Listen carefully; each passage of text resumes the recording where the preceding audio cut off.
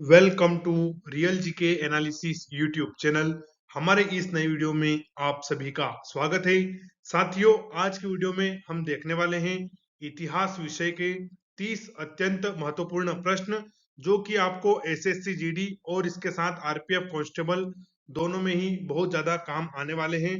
और ये साथियों ऐसे प्रश्न हैं जो एक से अधिक परीक्षाओं में पूछे जा चुके हैं और इनके आगे भी बहुत ज्यादा पूछे जाने की संभावना है। और साथियों, अगर हम इतिहास की बात करें तो इसमें आज हमने आधुनिक इतिहास के क्वेश्चन शामिल किए हैं। आपको पता होगा कि इतिहास भी कई हिस्सों में बटा होता है, तो आपको इस वीडियो में अधिकांश क्वेश्चन मिलेंगे आधुनिक इतिहास के देखने के, यानी कि यूरोपियन कंपनी को आगमन वगैरह ऐसे प्रश्न आपको इस वीडियो में देखने को मिलेंगे। तो वीडियो हमारा बहुत ही महत्वपूर्ण रहने वाला है। आप वीडियो को पूरा जरूर देखें। साथ ही चैनल पर पहली बार आए हैं तो चैनल को सब्सक्राइब जरूर कर लें, क्योंकि आपको पता है एसएससी जीडी की वैकेंसी आ गई है। जब तक आपका एग्जाम नहीं होगा तब तक आपको ऐसे ही क्वेश्चंस यहाँ पर मिलते रहेंगे, जैसा कि हमने 2023 की वैकेंसी में भी आपके लिए किया था। तो चलिए साथियों, हम चैनल वीडियो को शुरू करते हैं। साथियों, अगर आपको इस वाले वीडियो का पीडीएफ चाहिए तो आप हमारे दोनों जगह से ले सकते हैं। आप टेलीग्राम चैनल भी ज्वाइन कर सकते हैं और व्हाट्सएप ग्रुप भी ज्वाइन कर सकते हैं।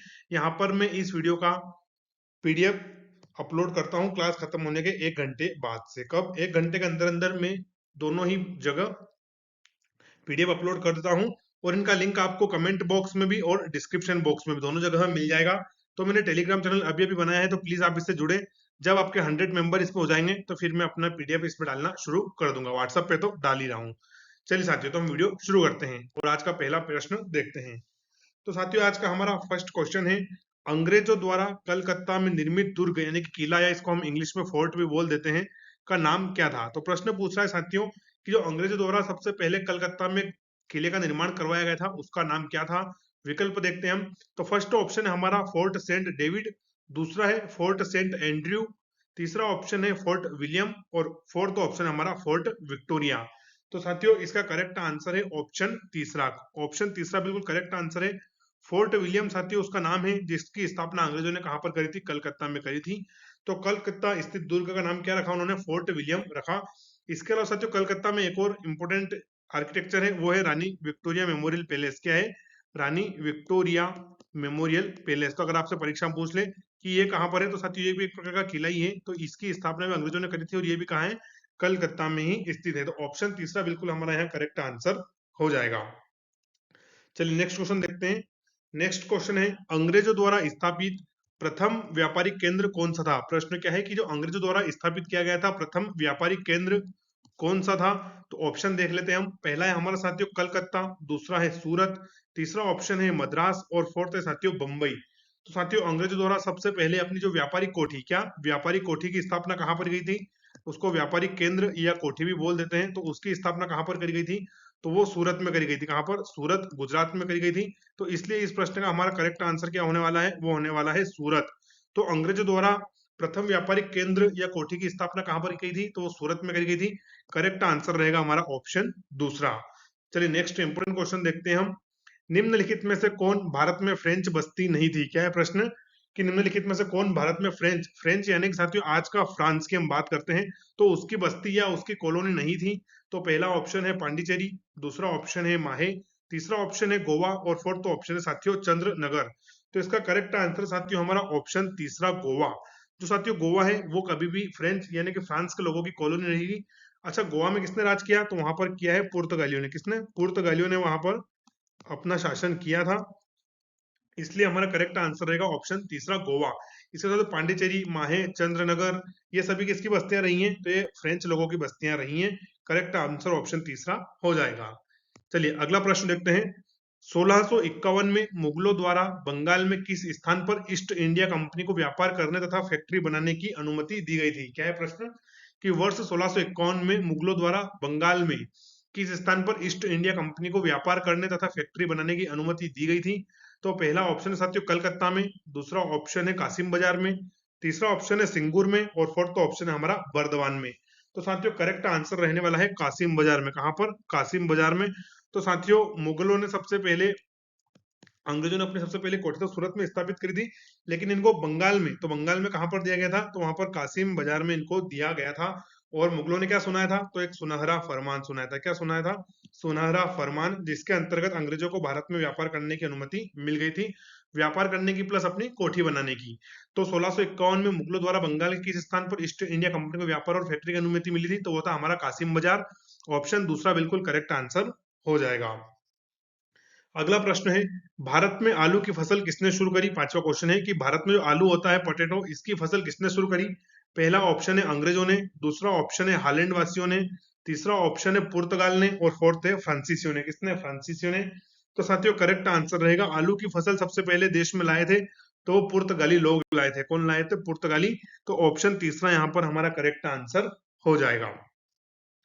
चलिए अगला प्रश्न देखते हैं, निम्नलिखित में से कौन सा स्थान भारत में पुर्तगालियों का मुख्यालय रहा था? क्या रहा था? पुर्तगालियों का मुख्यालय रहा था। तो पहला ऑप्शन है कोचीन, दूसरा ऑप्शन है गोवा, तीसरा ऑप्शन है कालीकट, और फोर्थ ऑप्शन है कन्नौर या किन्नौर। तो साथियों इसका करेक्ट आंसर रहने वाला है ऑप्शन दूसरा गोवा। क्या है साथियों? तो जो पुर्तगाली थे उनका मुख्यालय क्या था साथियों? गोवा था, और गोवा को इन्होंने काफी लेट आजाद किया है, यहाँ तक कि भारत आजाद हो गया था उसके बाद भी गोवा पुर्तगालियों के कब्जे में थे। बाद में इन्होंने, इंडियन नेवी ने इंटरवीन किया और इन्होंने छोड़ा है। तो निम्नलिखित में से कौन सा स्थान भारत में पुर्तगालियों का मुख्यालय था? तो साथियों वो था गोवा। गोवा की अच्छा अगर हम राजधानी की बात करें तो वो क्या है? वो है साथियों पणजी। क्या है? पणजी। तो इंपॉर्टेंट है, आप इसको याद रखेंगे क्योंकि ऐसे प्रश्न आ जाते हैं परीक्षा में। ऑप्शन दूसरा यहाँ पर हमारा बिल्कुल करेक्ट आंसर हो जाएगा। चलिए अगला प्रश्न देखते हैं। अगला प्रश्न है, फ्रेंच ईस्ट इंडिया कंपनी का गठन कब हुआ था? किसका साथियों? फ्रेंच ईस्ट इंडिया कंपनी का गठन कब हुआ था? तो देखते हैं हम। ऑप्शन पहला है कि 1600 ईस्वी में, दूसरा ऑप्शन है 1620 ईस्वी में, तीसरा ऑप्शन है हमारा 1664 ईस्वी में, और फोर्थ है 1604 ईस्वी में। तो साथियों इसका करेक्ट आंसर हमारा हो जाएगा 1664 ईस्वी में। कब? 1664 ईस्वी में साथियों फ्रेंच ईस्ट इंडिया कंपनी का गठन हुआ था। कहां पर? फ्रांस में। तो ऑप्शन तीसरा हमारा बिल्कुल करेक्ट आंसर हो जाएगा। और साथियों मैं आपको बताऊं कि टोटल कितनी 5 यूरोपियन कंपनियों ने भारत में आगमन किया था। कितनी? टोटल 5 यूरोपियन कंपनियां थी जिन्होंने भारत में आगमन किया था। इसका अगर हम क्रम देखें साथियों तो सबसे पहले भारत में आए थे कौन? पुर्तगाली। कौन आए थे?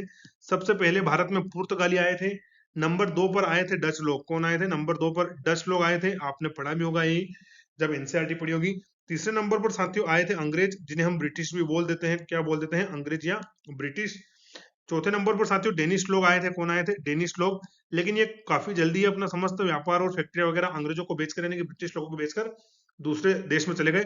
और सबसे लास्ट में साथियों आए थे फ्रेंच लोग। कौन आए थे? तो फ्रेंच लोग, यानी कि फ्रांस के लोग सबसे लास्ट में भारत में आए थे। तो साथियों यूरोपियन कंपनी का आगमन का क्रम है, पहले स्थान पर हमारा रहेगा पुर्तगाली, दूसरे में डच, तीसरे पर अंग्रेज, फोर्थ में डेनिश, और पांचवें नंबर पर फ्रांस के लोग आए थे। तो फ्रेंच ईस्ट इंडिया कंपनी का गठन कब हुआ था? वो 1664 ईस्वी में हुआ था। ऑप्शन तीसरा यहाँ हमारा बिल्कुल करेक्ट आंसर हो जाएगा। चलिए नेक्स्ट इंपोर्टेंट क्वेश्चन देखते हैं हम। निम्नलिखित में से किस यूरोपीय ने भारत में सबसे पहले अपना व्यापार फैलाया और उसको प्रभावित किया? प्रश्न बोल रहा है कि वो सबसे पहले कौन सा यूरोपीय देश था या व्यापारी कंपनी थी जिन्होंने अपना भारत में व्यापार फैलाया और यहाँ के लोगों को प्रभावित किया, और जाना कि यहाँ पर किस प्रकार का व्यापार होता है, क्या फसलें यहाँ की नीड है, किस प्रकार से यहाँ के रिसोर्स को हम लूट सकते हैं। तो सबसे पहले किस यूरोपीय देश ने देखा था साथियों? तो हमारा पहला ऑप्शन है ब्रिटिश लोगों ने, दूसरा है फ्रेंच लोगों ने, तीसरा है डच ने, और फोर्थ है पुर्तगालियों ने। तो जैसा साथियों हमने लास्ट क्वेश्चन में ही देखा कि सबसे पहले कौन से यूरोपीय आए थे, तो वो आए थे पुर्तगाली। तो करेक्ट आंसर हमारा हो जाएगा ऑप्शन 4, पुर्तगाली बिल्कुल करेक्ट आंसर है। तो पुर्तगाली लोग साथियों सबसे पहले भारत में आए और उन्होंने यहाँ पर व्यापार फैलाया और यहाँ के लोगों को भी उन्होंने प्रभावित किया। तो ऑप्शन 4 बिल्कुल हमारा यहाँ पर करेक्ट आंसर हो जाएगा। चलिए नेक्स्ट इंपोर्टेंट क्वेश्चन देखते हैं। केप ऑफ गुड होप क्या है साथियों? केप ऑफ गुड होप, आपने जब अफ्रीका महाद्वीप का मैप देखा होगा तो नीचे साउथ अफ्रीका और यहाँ पर केप ऑफ गुड होप है, जिसको हम केप टाउन बोलते हैं। तो केप ऑफ गुड होप के रास्ते, भारत तक के समुद्री रास्ते की खोज किसने करी थी? तो पहला ऑप्शन साथियों वास्को डिगामा ने, दूसरा है अमुंद सेन ने, तीसरा ऑप्शन है क्रिस्टोफर कोलंबस ने, और फोर्थ ऑप्शन है जॉन कबोट ने। तो साथियों केप ऑफ गुड होप के रास्ते, भारत तक समुद्री रास्ते से आने वाला कौन था? तो वो था one and only Vasco da Gama. कौन था? वास्को डिगामा था, जिसने साथियों क्या करी थी? भारत की इसने खोज नहीं करी थी, भारत के आने वाले रास्ते की खोज करी थी। क्या है? भारत आने वाले रास्ते की खोज करी थी इसने। हम बोल देते हैं ना कि भारत की खोज करी थी, वो नहीं, भारत आने वाले रास्ते की खोज करी थी। भारत तो यहाँ पे अच्छे से था, फल फूल रहा था, इसने क्या करा था? भारत आने वाले रास्ते की खोज करी थी। किसने? वास्को डिगामा ने। तो करेक्ट आंसर हो जाएगा हमारा ऑप्शन 1 बिल्कुल करेक्ट आंसर है। चलिए नेक्स्ट इंपोर्टेंट क्वेश्चन देखते हैं हम। भारत में पुर्तगाली सत्ता की वास्तविक नींव रखने वाला महानतम पुर्तगाली गवर्नर कौन था?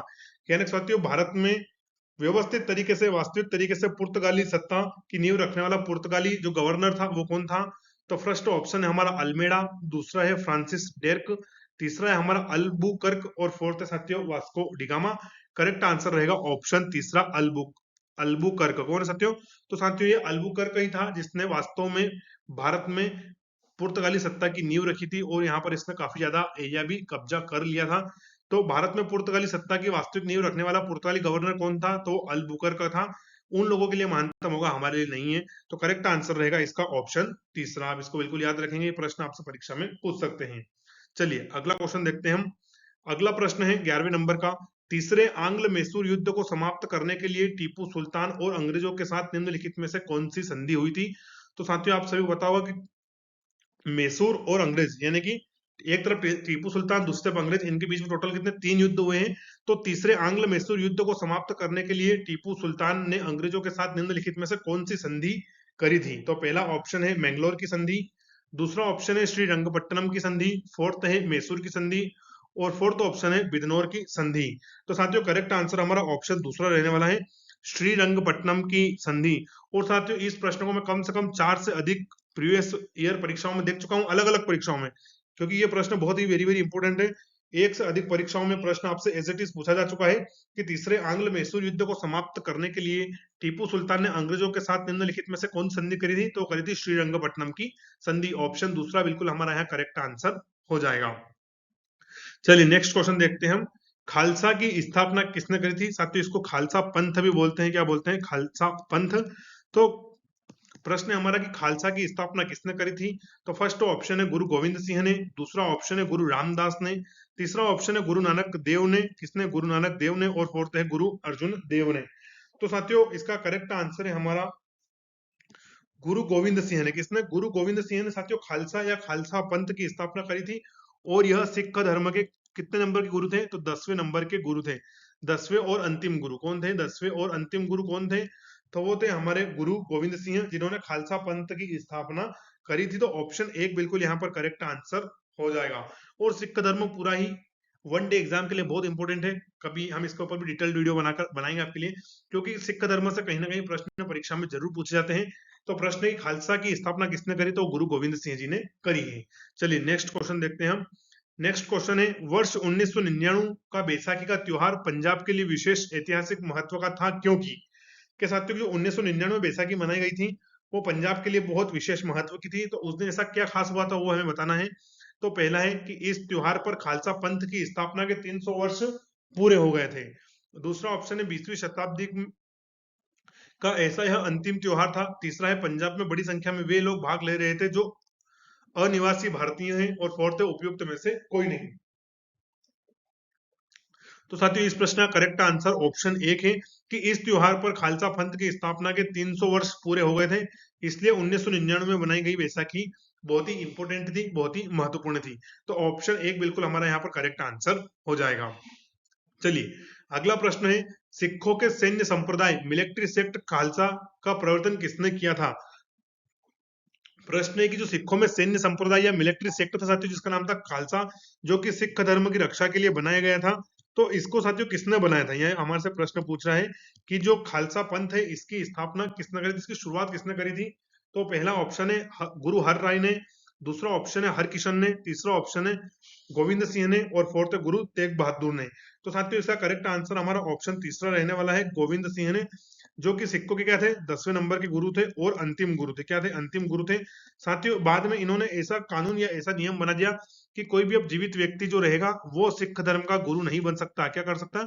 जीवित व्यक्ति इस धर्म का गुरु नहीं बन सकता। जो हमारा गुरु ग्रंथ साहिब है, क्या है? गुरु ग्रंथ साहिब, वही अब क्या रहेगा? मेन लीडर रहेगा सिख धर्म का, या वही क्या रहेगा? मेन गुरु रहेगा, गुरु ग्रंथ साहिब। तो साथियों इसलिए इनको जाना जाता है। एक तो इन्होंने खालसा पंथ की स्थापना करी, फिर ये अंतिम गुरु थे इसलिए भी इंपॉर्टेंट है, और साथ साथ इन्होंने गुरु ग्रंथ साहिब को क्या बनाया? गुरु बनाया सिख धर्म का। तो ये इंपॉर्टेंट इनका पॉइंट है। ऑप्शन तीसरा बिल्कुल यहाँ पर हमारा करेक्ट आंसर हो जाएगा।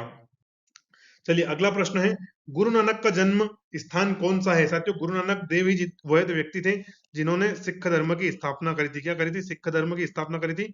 और विश्व का सबसे नया धर्म भी यही है। कभी प्रश्न पूछ ले कि विश्व का सबसे नया धर्म कौन सा है, तो वो साथियों हमारा सिख धर्म है।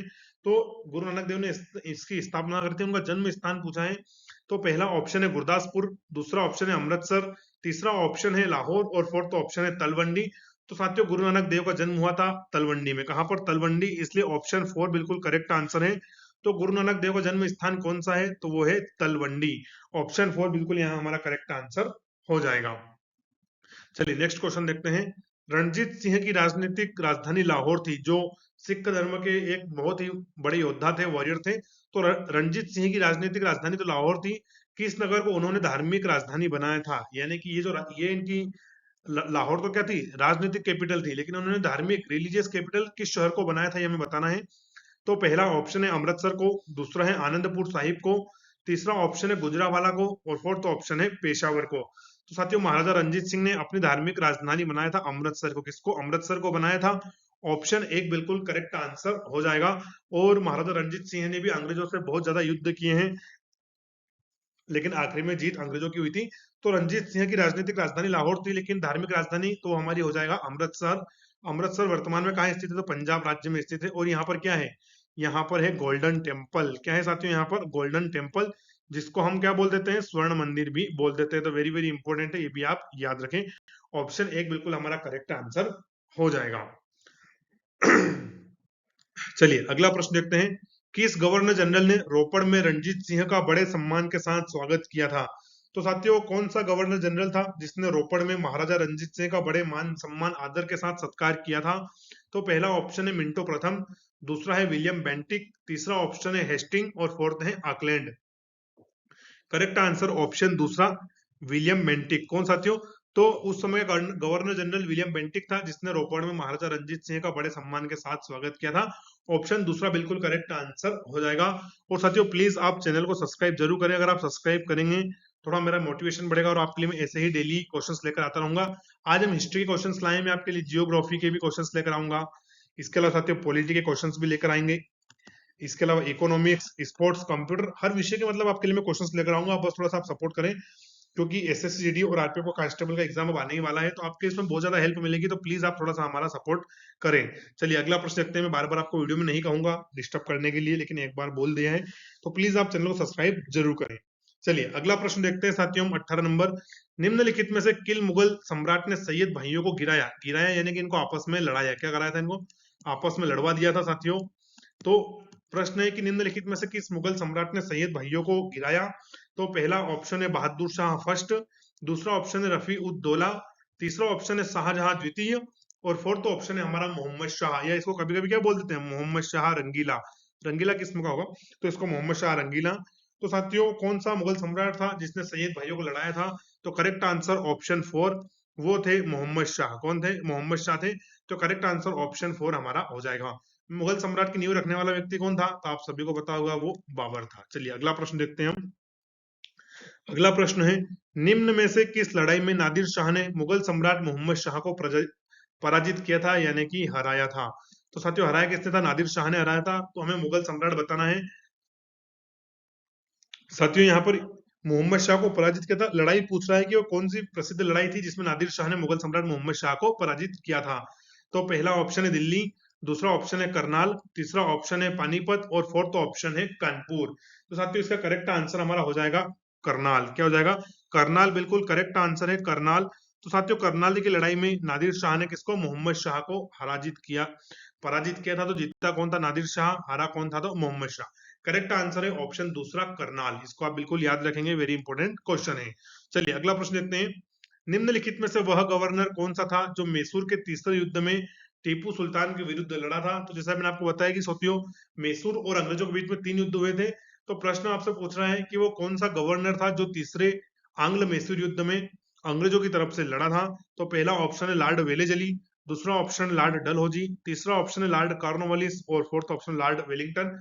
साथियों कोई लॉर्ड नहीं है, एक नंबर के लुटेरे थे। तो करेक्ट आंसर यहाँ पर हमारा हो जाएगा कॉर्नवालिस। कौन हो जाएगा? कॉर्नवालिस हो जाएगा। तो कॉर्नवालिस वह गवर्नर था जो मैसूर के तीसरे युद्ध में टीपू सुल्तान के विरुद्ध लड़ा था। तो ऑप्शन तीसरा यहाँ पर हमारा बिल्कुल करेक्ट आंसर रहने वाला है। चलिए नेक्स्ट क्वेश्चन देखते हैं। ब्रिटिश ने पंजाब को निम्नलिखित में से किस सन में अपने राज्य में मिला लिया था? साथियों, जब तक महाराजा रणजीत सिंह ने पराजय स्वीकार नहीं करी है, वो हारे नहीं, तब तक क्या एक पंजाब एक स्वतंत्र राज्य था। लेकिन उनके गिरने के बाद फिर क्या हुआ साथियों, पंजाब ब्रिटिश लोगों ने पंजाब को अपने अंदर शामिल कर लिया। तो हमें बताना है। तो पहला ऑप्शन है 1828 में, दूसरा ऑप्शन है 1831 में, तीसरा ऑप्शन है 1849 में और फोर्थ ऑप्शन है 1856 में। तो करेक्ट आंसर साथियों 1849 में। कब? 1849 ईस्वी में पंजाब को ब्रिटिश शासन ने अपने अंतर्गत मिला लिया था। ऑप्शन तीसरा बिल्कुल यहाँ हमारा करेक्ट आंसर रहने वाला है। चलिए नेक्स्ट क्वेश्चन देखते हैं। निम्नलिखित में से वह पुर्तगाली कौन था जिसने गोवा पर अधिकार कर लिया था? क्या है प्रश्न कि वह पुर्तगाली कौन था जिसने गोवा पर अपना अधिकार जमाया? तो पहला ऑप्शन है साथियों फ्रांसिस्को द अल्मीडा, दूसरा ऑप्शन है अल्फांसो द अल्बुकर्क, तीसरा ऑप्शन है वास्को डी गामा और फोर्थ ऑप्शन है रॉबर्टो द नोबोली। तो इसका साथियों करेक्ट आंसर है हमारा अल्फांसो द अल्बुकर्क। कौन था? अल्फांसो द अल्बुकर्क, जिसको भारत में वास्तविक संस्थापक भी कहा जाता है पुर्तगाल शासन का। तो इसी ने साथियों क्या करा था, गोवा पर अधिकार जमाया था। तो ऑप्शन दूसरा हमारा बिल्कुल करेक्ट आंसर हो जाएगा अल्फांसो द अल्बुकर्क। चलिए नेक्स्ट इंपोर्टेंट क्वेश्चन देखते हैं। अधोलिखित देशों में इंडोनेशिया किसका नगर था? साथियों इंडोनेशिया कोई नगर नहीं, देश है। तो अधोलिखित देशों में इंडोनेशिया किसका नगर था? तो पहला ऑप्शन है डच लोगों का, दूसरा है स्पेन लोगों का, तीसरा ऑप्शन है पुर्तगालियों का और फोर्थ है बेल्जियम का। किसका? बेल्जियम का। तो साथियों करेक्ट आंसर हो जाएगा डच लोगों का। किसका? डच लोगों का। तो साथियों जो इंडोनेशिया था ये किसकी कॉलोनी थी? तो ये डच लोगों की कॉलोनी थी। किसकी? डच लोगों को, इसको डच के लोगों ने यहाँ इसको कॉलोनी बनाया था। और साथियों एक इंडोनेशिया काफी इंपोर्टेंट देश है एशिया महाद्वीप का। यहाँ की 90% जनसंख्या क्या है? मुस्लिम है। फिर भी ये अपने आप को पंथ निरपेक्ष बताने वाला देश है। यहाँ पर कभी कम्युनल वायलेशन नहीं होता है। इसके लिए साथियों इंडोनेशिया की हम राजधानी की बात करें तो वो है जकार्ता। क्या है? जकार्ता यहाँ की राजधानी है। और ये अपनी नई राजधानी भी बना रहे हैं, कालीमंतर, न्यू कालीमंतर उसका नाम रहने वाला है। तो ये इंपोर्टेंट एक्स्ट्रा फैक्टर जो मैंने आपको बताया। चलिए अगला प्रश्न देखते हैं हम। अगला प्रश्न है निम्नलिखित में से किस युद्ध में अंग्रेजों ने फ्रांसीसियों को पूरी तरह से परास्त कर दिया था और फिर फ्रांसिस अपना पूरा राजकाज सब छोड़कर भारत देश को छोड़कर चले गए थे? तो निम्नलिखित में से किस युद्ध में अंग्रेजों ने फ्रांसीसियों को पूरी तरीके से परास्त किया था? पहला ऑप्शन है वांडीवाश की लड़ाई, दूसरा ऑप्शन है बक्सर की लड़ाई, तीसरा ऑप्शन है प्लासी की लड़ाई और फोर्थ ऑप्शन है अड़ियार की लड़ाई। तो साथियों करेक्ट आंसर रहेगा हमारा ऑप्शन एक, वांडीवाश की लड़ाई। तो साथियों ये फाइनल लड़ाई थी फ्रांसीसियों और अंग्रेजों के बीच। इसमें क्या हुआ कि फ्रांसीसी पूरी तरह से हार गए और उन्होंने भारत देश को छोड़ दिया। तो वांडीवाश की लड़ाई में अंग्रेज ने फ्रांसीसियों को पूरी तरह से परास्त कर दिया था। ऑप्शन एक बिल्कुल हमारा यहाँ करेक्ट आंसर हो जाएगा। चलिए नेक्स्ट क्वेश्चन देखते हैं। आर्य समाज किसके विरुद्ध था? साथियों आर्य समाज किसके विरुद्ध था? वेरी वेरी इंपॉर्टेंट क्वेश्चन है, कई परीक्षाओं में रिपीट हुआ है। तो पहला ऑप्शन है ईश्वर के अस्तित्व के विरुद्ध था, दूसरा साथियों धार्मिक अनुष्ठान और मूर्ति पूजा के विरुद्ध था, तीसरा ऑप्शन है हिंदुत्व के विरुद्ध था और फोर्थ ऑप्शन है कि ये इस्लाम के विरुद्ध था। तो साथियों जो आर्य समाज था उसकी आइडियोलॉजी जो थी वो धार्मिक अनुष्ठान और मूर्ति पूजा के विरुद्ध थी। क्या थी? धार्मिक अनुष्ठान और मूर्ति पूजा के विरुद्ध थी। करेक्ट आंसर हमारा हो जाएगा ऑप्शन दूसरा। चलिए अगला महत्वपूर्ण प्रश्न देखते हैं। रामकृष्ण मिशन की स्थापना किसने करी थी? तो साथियों जो रामकृष्ण मिशन है इसकी स्थापना किसके द्वारा की गई थी? पहला ऑप्शन है स्वामी विवेकानंद द्वारा, दूसरा ऑप्शन है रामकृष्ण जी द्वारा, तीसरा ऑप्शन है एमजी रानडे द्वारा और फोर्थ है केशव चंद्र सेन द्वारा। तो साथियों जो रामकृष्ण मिशन है इसकी स्थापना करी थी स्वामी विवेकानंद ने। किन्होंने? स्वामी विवेकानंद जी के द्वारा रामकृष्ण मिशन की स्थापना करी गई थी। ऑप्शन पहला हमारा यहाँ पर बिल्कुल करेक्ट आंसर रहने वाला है। तो रामकृष्ण मिशन की स्थापना किसने की? वो करी थी स्वामी विवेकानंद ने। चलिए अगला प्रश्न देखते हैं। बुनियादी शिक्षा का विचार पहले किसने प्रस्तुत किया? तो साथियों सबसे पहले बुनियादी शिक्षा वाला विचार किसने प्रस्तुत किया था? तो पहला ऑप्शन है पंडित जवाहरलाल नेहरू ने, दूसरा ऑप्शन है राजा राम मोहन राय ने, तीसरा ऑप्शन है महात्मा गांधी ने और फोर्थ ऑप्शन है हमारा साथियों स्वामी दयानंद सरस्वती ने। तो बुनियादी शिक्षा का सबसे पहले विचार प्रस्तुत किया तो वो किया हमारे महात्मा गांधी ने। किसने? महात्मा गांधी ने सबसे पहले बुनियादी शिक्षा का विचार प्रस्तुत किया था। 2 अक्टूबर है ना, आप सभी को पता होगा 1869 पोरबंदर गुजरात में इनका जन्म हुआ था। और इनको हम भारत में राष्ट्रपिता की उपाधि से नवाजा गया है। और जो भारत के जितने भी नोट हैं वहां पर आपको कौन मिलेंगे? बापू देखने को मिल जाएंगे। तो ऑप्शन तीसरा बिल्कुल हमारा करेक्ट आंसर है। चलिए अगला प्रश्न देखते हैं। नेक्स्ट साथियों वेरी इंपोर्टेंट क्वेश्चन है। अलीगढ़ में मोहम्मद एंग्लो ओरिएंटल कॉलेज की स्थापना किसके द्वारा की गई थी? क्या है प्रश्न कि अलीगढ़ में मोहम्मद या मोहम्मदन एंग्लो ओरिएंटल कॉलेज की स्थापना किसके द्वारा की गई थी? पहला ऑप्शन है मोहम्मद अली जिन्ना द्वारा, दूसरा ऑप्शन है मोहम्मद अली द्वारा, तीसरा ऑप्शन है शौकत अली द्वारा और फोर्थ है सैयद अहमद खान या सर सैयद अहमद खान द्वारा। तो करेक्ट आंसर हमारा ऑप्शन 4 रहेगा। अलीगढ़ में साथियों जो एंग्लो ओरिएंटल कॉलेज है इसकी स्थापना सर सैयद अहमद खान ने करी थी। ऑप्शन 4 बिल्कुल यहाँ पर हमारा करेक्ट आंसर रहने वाला है। चलिए नेक्स्ट क्वेश्चन देखते हैं। नए भारत का पैगंबर किसे कहा गया? तो ये उपाधि थी। क्या थी? उपाधि थी कि नए भारत का क्या है? ये पैगंबर है। तो नए भारत का पैगंबर किसे कहा जाता था? पहला ऑप्शन है दयानंद सरस्वती को, दूसरा ऑप्शन है श्री रामकृष्ण को, तीसरा ऑप्शन है राजा राम मोहन राय को और फोर्थ है स्वामी विवेकानंद को।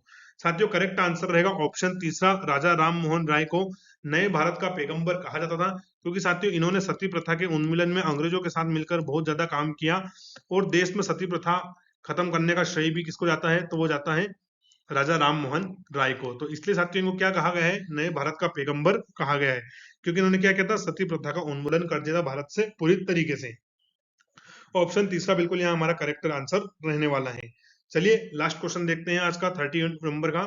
निम्नलिखित में से कौन 19वीं शताब्दी में भारत के सामाजिक सुधार आंदोलनों के अग्रगामी थे? क्या है प्रश्न कि जो 19वीं शताब्दी में भारत में नए सामाजिक सुधार आंदोलन चल रहे थे तो उसके अग्रगामी कौन थे? तो पहला ऑप्शन है अरविंद घोष, दूसरा ऑप्शन है राजा राम मोहन राय, तीसरा ऑप्शन है देवेंद्र नाथ टैगोर और फोर्थ ऑप्शन है केशव चंद्र सेन। तो साथियों इसका करेक्ट आंसर है राजा राम मोहन राय। क्या है? राजा राम मोहन राय, जिनको हमने अभी पढ़ा, क्या बोला है?